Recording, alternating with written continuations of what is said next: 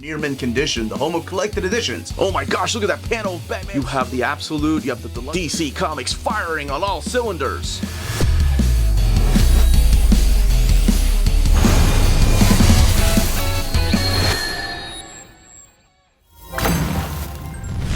How's it going, everybody? This is the Uncanny Omar from Near Mint Condition, the home of collected editions. And join me today for my overview of the John Constantine Hellblazer by Jamie Delano Omnibus Volume 2 from DC Comics. So let's take a look at this together.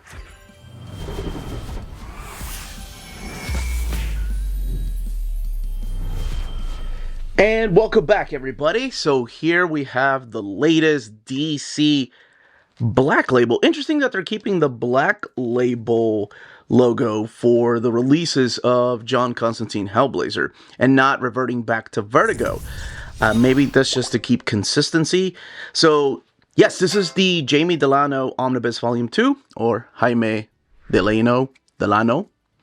Always love to hear how people pronounce his name. And then, of course, John Constantine or Constantine, which is always my favorite debate. But David Lloyd, Jock, Sean Phillips, and Tom Ziuko, right there. The spine of the book, John Constantine Hellblazer by Jamie Delano, Omnibus Volume 2. The DC Bullet logo, now it has reverted back to that, which is the classic logo. The End of the Road, and ages 17 plus. $99.99. And actually, before we take the dust jacket off, here's a quick glimpse as to how the books will look on your shelf, where you have the Jamie Delano Omnibus Volume 1, Volume 2, and then you jump to the Garth Ennis Omnibus, and then you come back to the Jamie Delano Omnibus 2, and then you go back to the Garth Ennis Omnibus. It's just the way that they're collecting these particular stories that are creator-centric, although Volume 2 here has other creators besides Jamie Delano, which makes me think this is the way they're going to collect the entire 300 issues plus the specials of Hellblazer. And you know what? I'm actually really okay with that. The one thing that you're going to notice, though, is the DC logo is the new logo. It's a retro logo they've been using.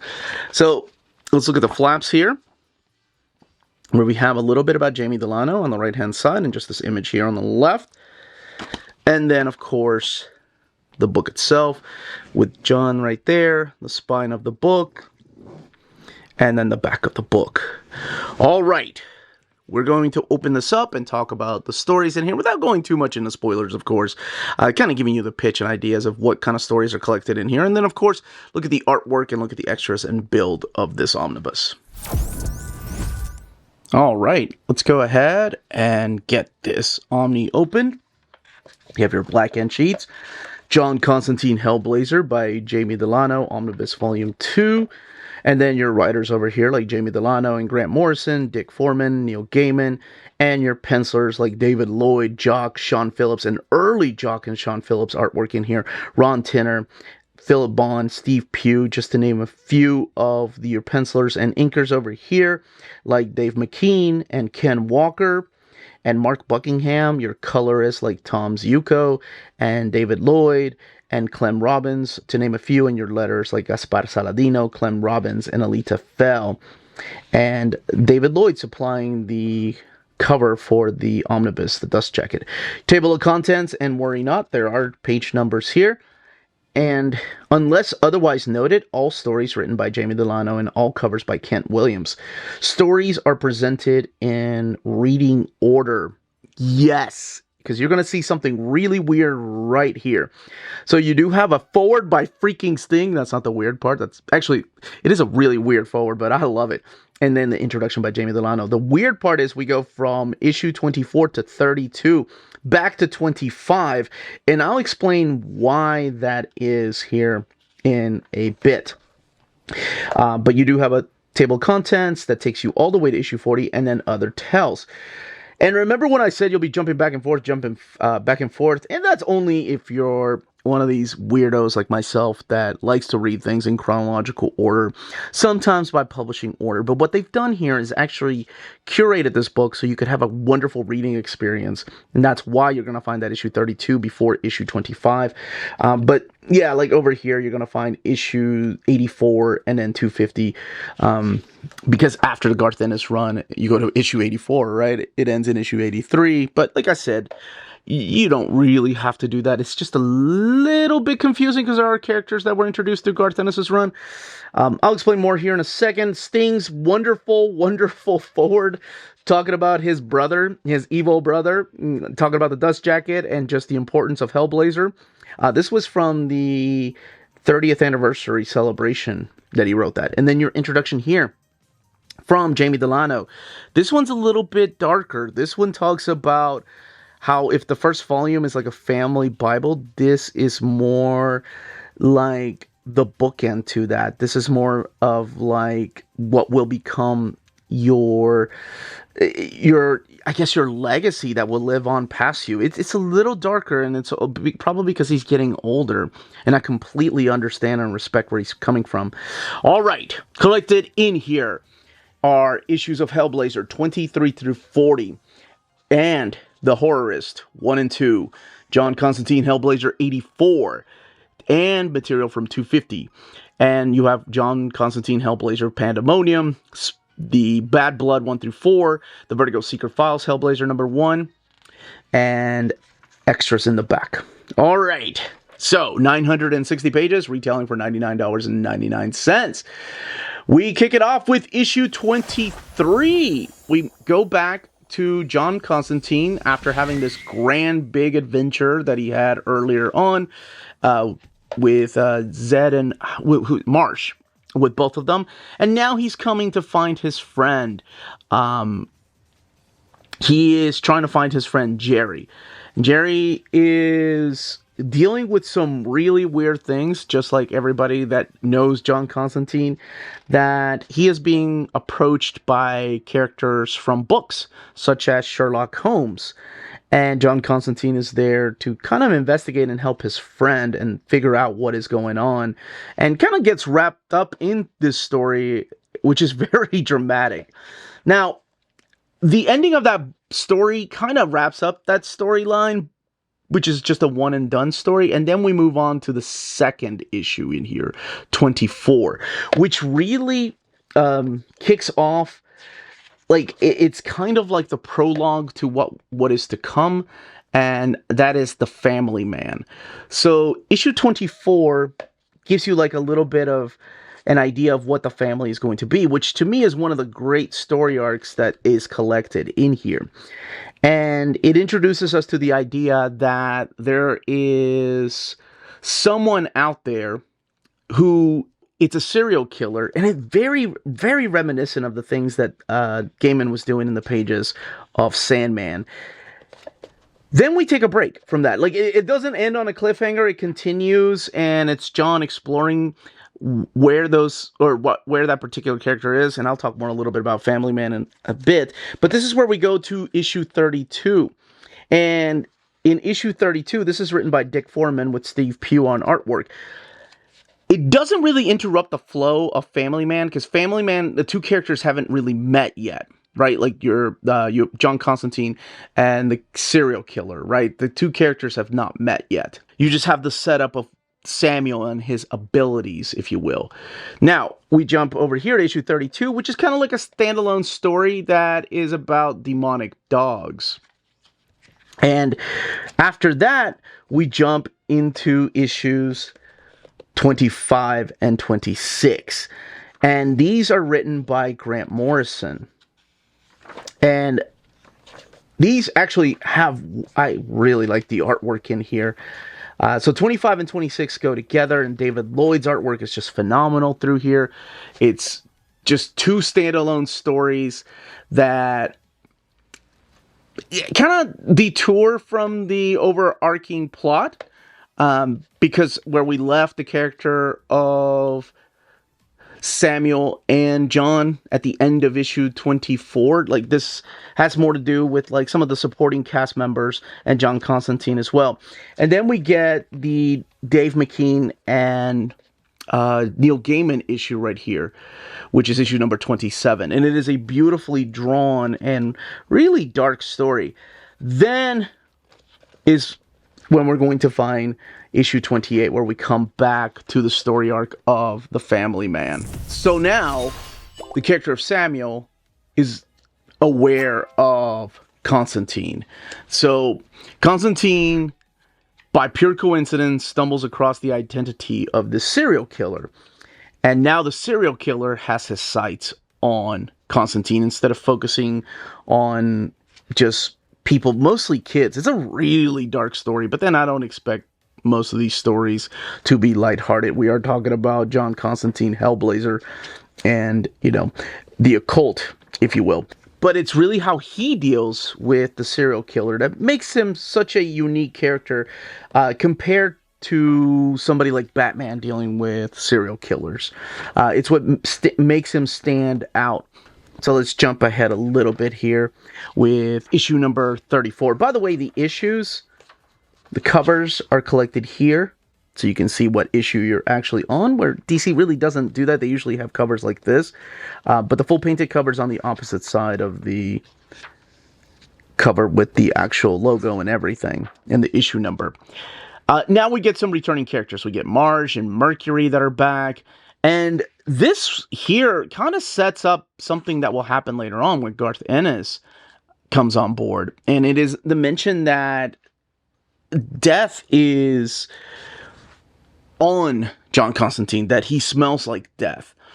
And it's a weird prologue, but it could be taken that he feels guilt for killing somebody. And that's all I will say about that, because if you have not read Garth Ennis' run, oh my gosh, it's so good. We start getting some flashbacks here, talking about John's childhood. I always like seeing those kind of stories. And whenever it's dealing with his dad, we saw a little bit of that, and then the outcome of the family man, kind of tying it into his childhood. We get a little bit of flash forwards too through here in a couple of issues. And I love the flash forwards because this is a comic book that ages in real time. So the months go by, the character is aging 1 month.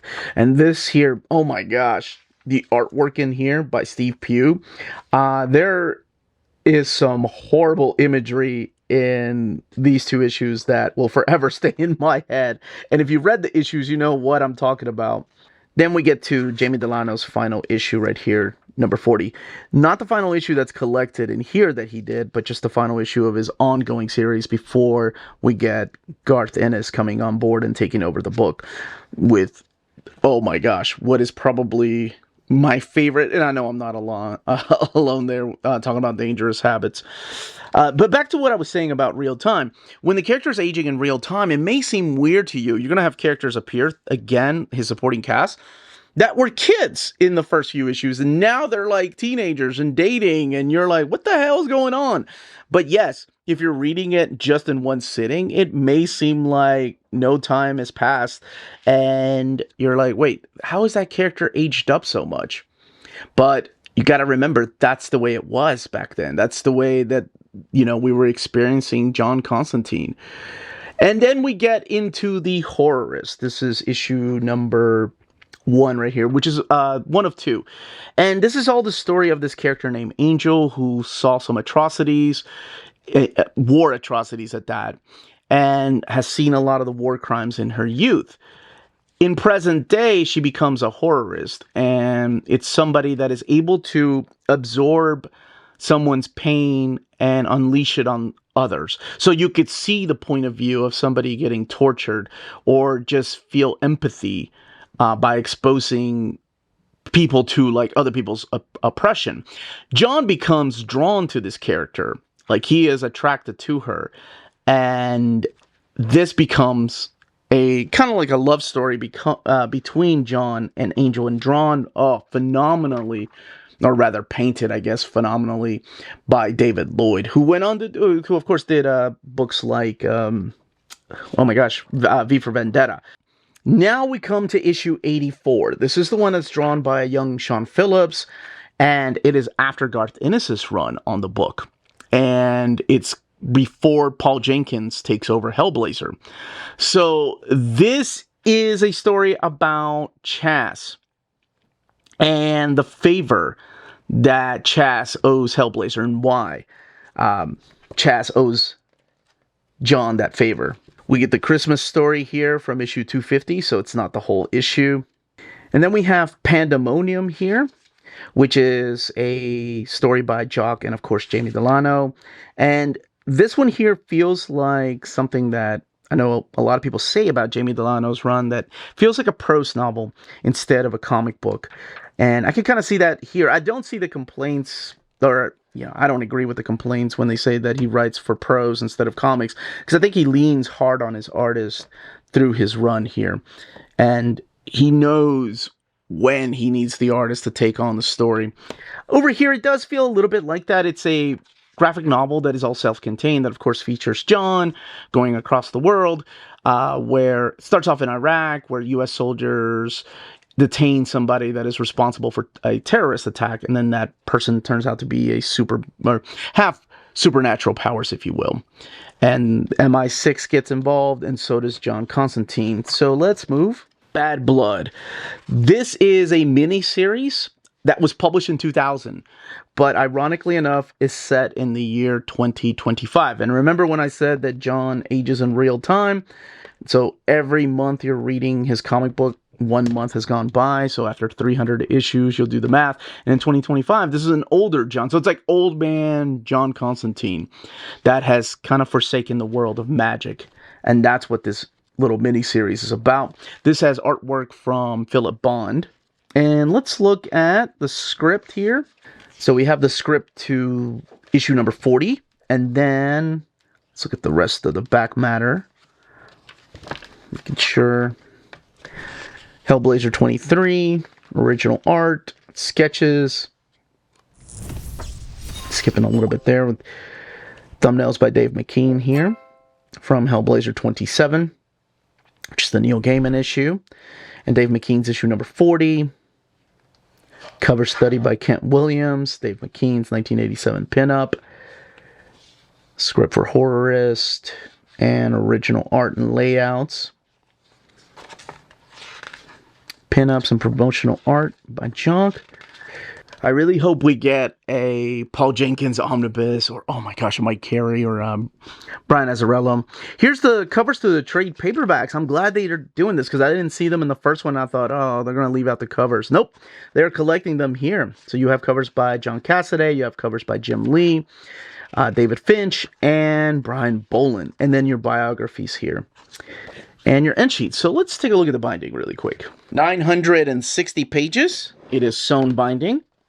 And printed in this glossy paper stock. Not as thick as it used to be.